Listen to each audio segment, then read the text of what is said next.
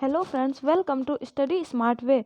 जैसा कि आप सभी लोग जानते हैं कि सीटेट के पेपर चल रहे हैं अभी, तो सीटेट के बेस पे ही आपके लिए कुछ मोस्ट इम्पॉर्टेंट क्वेश्चन लेकर आए हैं जो कि एग्ज़ाम में अभी पिछले एग्ज़ाम में उससे संबंधित प्रश्न पूछे गए थे।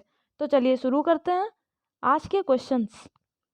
आज का पहला प्रश्न आपके सामने दिया गया है। शिक्षक की सबसे बहुमूल्य निधि क्या है? सेवा, वेतन, गर्व या छात्रों का विश्वास? तो शिक्षक की सबसे बहुमूल्य निधि होती है छात्रों का विश्वास। ऑप्शन नंबर 4 सही हो जाएगा। आगे बढ़ते हैं अगले प्रश्न की तरफ। कौन सी नदी बंगाल की खाड़ी में गिरती है? बंगाल की खाड़ी में पूछा गया है कौन सी नदी गिरती है? ताप्ती, स्वर्णरेखा, नर्मदा या सिंधु? आपको बता दें कि बंगाल की खाड़ी में स्वर्णरेखा नदी गिरती है। ऑप्शन नंबर 2 सही हो जाएगा। यह झारखंड में बहने वाली एक पहाड़ी नदी है। यह झारखंड में बहती है और ये पहाड़ी नदी है, और बाकी ये सारी नदियां अरब सागर में गिरती हैं। याद रखिएगा, बाकी नदियां ताप्ती, नर्मदा और सिंधु ये अरब सागर में गिरती हैं, जबकि स्वर्णरेखा बंगाल की खाड़ी में गिरती है और ये झारखंड की एक पहाड़ी नदी है। अगले प्रश्न की तरफ बढ़ते हैं। मध्य प्रदेश का कौन सा शहर झीलों का शहर कहलाता है? मोस्ट इम्पॉर्टेंट क्वेश्चन है। अभी कल ही के सीटेट के एग्जाम में राज्यों से जुड़े कई प्रश्न पूछे गए थे, इसलिए आपके लिए इस तरह के प्रश्न ढूंढ कर लाए जाते हैं। मध्य प्रदेश में कौन सा शहर झीलों का शहर कहलाता है? भोपाल, उज्जैन, इंदौर या ग्वालियर? तो झीलों का शहर भोपाल कहलाता है। ऑप्शन नंबर 1 सही है। यह मध्य प्रदेश की राजधानी है और यहाँ पर 2 मुख्य झीलें हैं, जो एक लोअर लेक और एक अपर लेक। ये बेहद सुंदर झीलें हैं, इन्हीं की वजह से इसको झीलों का शहर भी कहा जाता है और यहाँ पर कई सारी झीलें हैं। मोस्ट इम्पॉर्टेंट क्वेश्चन है। भोपाल मध्य प्रदेश की राजधानी भी है, याद रखिएगा। अगला प्रश्न, संकटग्रस्त जंतु दैत्याकार पांडा कहाँ पाया जाता है? ऑस्ट्रेलिया में, भारत में, चीन में या फिर ब्राज़ील में? दैत्याकार पांडा ये चीन में पाया जाता है। ऑप्शन नंबर 3 सही हो जाएगा। इसे चीनी भाषा में जुयांग माओ कहते हैं। जुयांग माओ कहते हैं चीनी भाषा में, और ये बांस के जंगलों में अधिकतर पाए जाते हैं। तो ये ऑप्शन आपका 3 सही हो जाएगा। अगला प्रश्न, कई बार पूछा जा चुका है ये प्रश्न, और ये आपका सुपर टेट के लिए भी मोस्ट इम्पॉर्टेंट क्वेश्चन है। वायुमंडल की कौन सी परत प्रकाश की परावैंगनी किरणों को पृथ्वी की सतह पर आने से रोकती है? समताप मंडल, क्षोभ मंडल, आयन मंडल या मध्य मंडल? ऐसी कौन सी परत है वायुमंडल की जो परावैंगनी किरणों को पृथ्वी की सतह पर आने से रोकती है? तो ये समताप मंडल है। पहला ऑप्शन आपका सही हो जाएगा। इसे ओजोन मंडल भी कहते हैं। ओजोन मंडल भी कहा जाता है इसे। और ये 93.99% किरणों की मात्रा को अवशोषित कर लेती हैं। ओजोन परत की खोज 1913 में फेबरी चार्ल्स और हेनरी बुसोन ने की थी। ये मोस्ट इम्पॉर्टेंट क्वेश्चन है। तो इसकी खोज ये फेबरी चार्ल्स और हेनरी बुसोन ने की थी समताप मंडल की। याद रखिएगा, ये समताप मंडल में पाई जाती है, जबकि ओजोन परत की खोज फेबरी चार्ल्स और हेनरी बोसोन ने की थी। कई बार एग्जाम में पूछा जा चुका है, इसलिए इनको याद रखिएगा। ये आपका फर्स्ट ऑप्शन सही हो जाएगा। अगला प्रश्न, गंगा एक्शन प्लान को का उद्देश्य निम्नलिखित में किस सुधार हेतु है? गंगा एक्शन प्लान जल की गुणवत्ता के लिए, जल का वेग, जल की प्रचुरता या जल के तापमान के लिए? तो गंगा एक्शन प्लान लाने का उद्देश्य जल की गुणवत्ता में सुधार के लिए था। ऑप्शन नंबर 1 सही हो जाएगा। इसको राजीव गांधी जी द्वारा 1985 में शुरू किया गया था और इसे GAP भी कहते हैं। सारे प्रश्न मोस्ट इम्पॉर्टेंट हैं। हमारे साथ साथ आप सभी लोग नोट्स बनाते चलें, जिससे आपको आगे दिक्कत नहीं होगी। अभी आपको बताएंगे कि कल के पेपर में, सीटेट के कल के पेपर में किस तरह के क्वेश्चन आए थे, तो अंत तक बने रहिए। चिपको आंदोलन के प्रणेता कौन हैं? ये भी प्रश्न कई बार पूछा जा चुका है। हेमवती नंदन बहुगुणा, सुंदरलाल बहुगुणा, मदर टेरेसा और महात्मा गांधी। चिपको आंदोलन उत्तराखंड से प्रारंभ हुआ था और ये वृक्षों के संरक्षण से था। इसके जो प्रणेता हैं वो सुंदरलाल बहुगुणा जी हैं। ऑप्शन नंबर सेकेंड सही हो जाएगा। और ये 1973 में प्रारंभ हुआ था, उत्तराखंड से हुआ था। सुंदरलाल बहुगुणा प्रणेता हैं। 1973 में शुरू हुआ था और ये वृक्षों के संरक्षण से संबंधित था। अगला प्रश्न, इंसुलिन की रासायनिक प्रकृति क्या है? इंसुलिन की विटामिन, प्रोटीन, वसा या कार्बोहाइड्रेट। इंसुलिन की रासायनिक प्रकृति पूछी गई है तो ये प्रोटीन है। ऑप्शन नंबर सेकेंड सही हो जाएगा। ये 1965 में इसका संश्लेषण सान ने किया था। मानव इंसुलिन का 1965 में हुआ है और इसकी रासायनिक प्रकृति प्रोटीन है। अगला प्रश्न,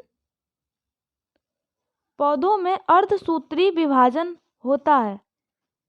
अर्धसूत्री विभाजन मूल शीर्ष में, परागकणों में, तने में या परागकोश में। तो पौधों में अर्धसूत्री विभाजन परागकोश में होता है। ऑप्शन नंबर फोर्थ सही हो जाएगा। ये परागकण की क्रिया द्वारा निषेचन की क्रिया संपन्न होती है, उसी से अर्धसूत्री विभाजन होता है। तो आपका फोर्थ ऑप्शन सही हो जाएगा। अगले प्रश्न की तरफ आगे बढ़ते हैं। दही निर्माण हेतु कौन सूक्ष्म जीव उत्तरदायी हैं? एस्परजिलस, स्ट्रेप्टोकोकस, रेट्रोवायरस या लैक्टोबैसिलस। दही निर्माण के लिए सूक्ष्मजीवी कौन सा उत्तरदायी है? तो ये लैक्टोबैसिलस होता है। ऑप्शन नंबर फोर्थ सही हो जाएगा। दही निर्माण के लिए लैक्टोबैसिलस सूक्ष्मजीव उत्तरदायी है। अगले प्रश्न पर बढ़ते हैं। वीडियो में अंत तक बने रहें। पिछली वीडियो भी देख लीजिए जाकर और ज़्यादा से ज़्यादा शेयर करें, सब्सक्राइब करें, लाइक करें। मानव रुधिर वर्ग की खोज सर्वप्रथम किस वैज्ञानिक ने की थी? लैंडस्टीनर, जेनिंग्स, पेंटिन एवं मास्ट या कार्ल मार्क्स। मानव रुधिर वर्ग की खोज ये लैंडस्टीनर ने की थी। ऑप्शन नंबर फर्स्ट सही हो जाएगा। इन्होंने 1901 में ब्लड को 4 भागों में विभाजित किया था, ए, बी, ए बी और ओ। तो ये लैंडस्टीनर ने मानव रुधिर वर्ग की खोज की थी 1901 में और इन्होंने ब्लड ग्रुप को 4 भागों में विभाजित किया था, ए बी और ओ।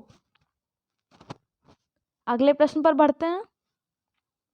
भारत की प्रथम महिला आईपीएस अफसर कौन है? प्रथम महिला आईपीएस अफसर पूछी गई हैं प्रतिभा पाटिल, पद्मजा नायडू, किरण बेदी, हंसा मेहता। भारत की प्रथम महिला आईपीएस अफसर किरण बेदी हैं। ऑप्शन नंबर थर्ड सही हो जाएगा।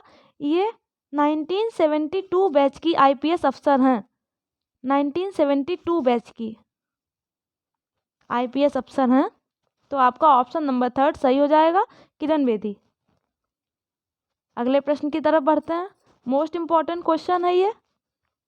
असम का प्रसिद्ध एक सींग वाला गैंडा वन्य जीव अभयारण्य कौन सा है? कई बार एग्जाम में पूछा जा चुका है कि एक सींग वाला गैंडा कहाँ पर है। मानस, काजीरंगा, गिर जंगल या कान्हा किसली। असम का एक सींग वाला गैंडा ये काजीरंगा, आपका ऑप्शन सही हो जाएगा, सेकेंड ऑप्शन सही हो जाएगा। इसकी स्थापना 1908 में हुई थी, 8 में हुई। और ये एक सींग वाला गैंडा वन्य जीव अभयारण्य काजीरंगा, ऑप्शन नंबर सेकेंड सही हो जाएगा। अगले प्रश्न की तरफ बढ़ते हैं। दक्षिणी गोलार्ध का सबसे लंबा दिन किस दिन होता है? दक्षिणी गोलार्ध का 21 मार्च, 21 जून, 23 सितंबर या 22 दिसंबर। दक्षिणी गोलार्ध का सबसे लंबा दिन 22 दिसंबर को होता है। ऑप्शन नंबर 4 सही हो जाएगा।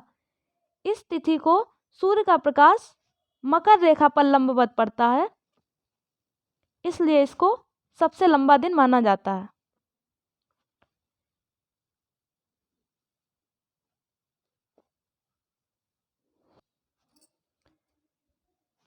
बिहू भारत के किस राज्य का लोक नृत्य है? मोस्ट इम्पॉर्टेंट क्वेश्चन है। अभी सीटेट में हाल ही में इस तरह का एक क्वेश्चन पूछा गया है।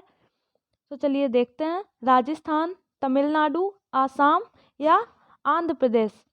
तो राजस्थान का जो लोक नृत्य प्रसिद्ध है वो घूमर है। तमिलनाडु का जो लोक नृत्य फेमस है वो भरतनाट्यम। आसाम का बिहू और आंध्र प्रदेश का कुचिपुड़ी। इस तरह से देख लीजिए, राजस्थान का घूमर, तमिलनाडु का भरतनाट्यम, असम का बिहू और आंध्र प्रदेश का कुचिपुड़ी। तो प्रश्न कह रहा है बिहू भारत के किस राज्य का लोक नृत्य है? तो ये ऑप्शन नंबर 3 आपका असम सही हो जाएगा। इनको नोट कर लीजिएगा। भारत में प्रोजेक्ट टाइगर की शुरुआत कब हुई? 1973, 1982, 1992 या 1996? भारत में प्रोजेक्ट टाइगर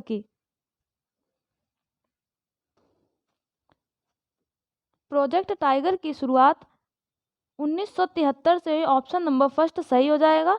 1 अप्रैल 1973 से हुई है और ये Jim Corbett national park Uttarakhand से इसकी शुरुआत की गई थी। भारत में प्रोजेक्ट टाइगर की शुरुआत 1 अप्रैल 1973 से को हुई है और जिम कॉर्बेट नेशनल पार्क से इसकी शुरुआत की गई थी। याद रखिएगा। अगले प्रश्न पर बढ़ते हैं। पृथ्वी तल पर उस काल्पनिक रेखा को क्या कहते हैं जो 180 डिग्री मेरिडियम याम्योत्तर पर खींची गई है? अंतर्राष्ट्रीय तिथि रेखा, कर्क रेखा, विषुवत रेखा या प्रधान यामोत्तर रेखा? पृथ्वी तल पर काल्पनिक रेखा पूछी गई है जो 180 डिग्री मेरिडियम यामोत्तर पर खींची गई है, तो ये अंतर्राष्ट्रीय तिथि रेखा हो जाएगी। ऑप्शन नंबर फर्स्ट सही हो जाएगा। यह पृथ्वी को पूर्वी और पश्चिमी देशांतर में डिवाइड करती है। अगला प्रश्न, निम्नलिखित में किस जनपद में चंद्रप्रभा वन्य जीव अभयारण्य स्थित है? अभी आपको पिछली वीडियो में इस तरह के कई क्वेश्चन बताए थे। जिन्होंने भी अभी पिछली वीडियो नहीं देखी है वो देख लीजिएगा। किस जनपद में चंद्रप्रभा वन्य जीव अभयारण्य स्थित है? लखीमपुर खीरी, चंदौली, लखनऊ या बनारस? तो चंद्रप्रभा वन्य जीव अभयारण्य चंदौली में स्थित है। ऑप्शन नंबर सेकंड सही हो जाएगा। इसकी स्थापना 1957 में हुई थी। अगला प्रश्न,